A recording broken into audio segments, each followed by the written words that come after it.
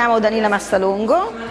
sono la titolare del Re Milla in San Bortolo, in provincia di Verona. Un ristorante pizzeria molto semplice, a gestione familiare. Siamo io e mio marito con le mie figlie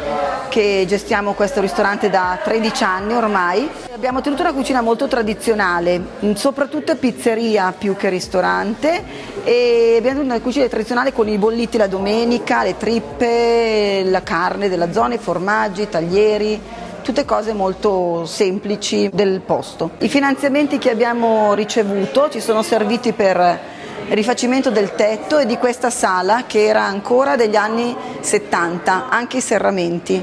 Un lavoro che pensavamo di fare all'inizio quando siamo venuti qua, ma finanziariamente dopo aver comprato e fatto altre ristrutturazioni non si riusciva.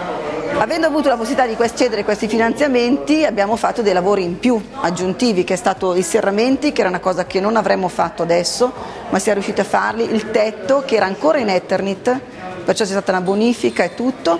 e in più abbiamo messo dentro le sedie e il pavimento, anche tutta praticamente questa area. Grazie al finanziamento siamo riusciti ad anticipare i tempi, perché sennò avremmo dovuto fare solamente una parte dei lavori, penalizzando anche il fatto di stare aperti meno, chiusi meno, perché insomma sono partiti 2 mesi e mezzo di lavoro con questa ristrutturazione, perciò siamo riusciti a fare i lavori in più a coprirci le spese nostre, perché sennò non riuscivamo a gestirci 2 mesi e mezzo di chiusura.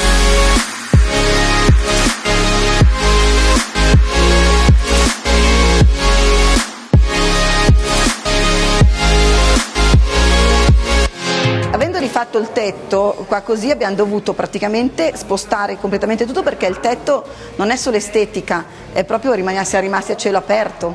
perciò abbiamo dovuto chiudere, spostare tutto,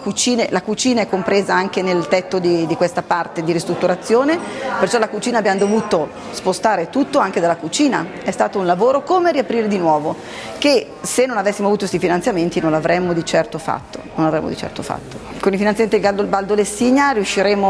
dovremo fare altri lavori in futuro, e se c'è l'opportunità sicuramente parteciperemo ancora, perché è stato interessante e ci ha dato l'opportunità di poter fare qualcosina in più, ecco.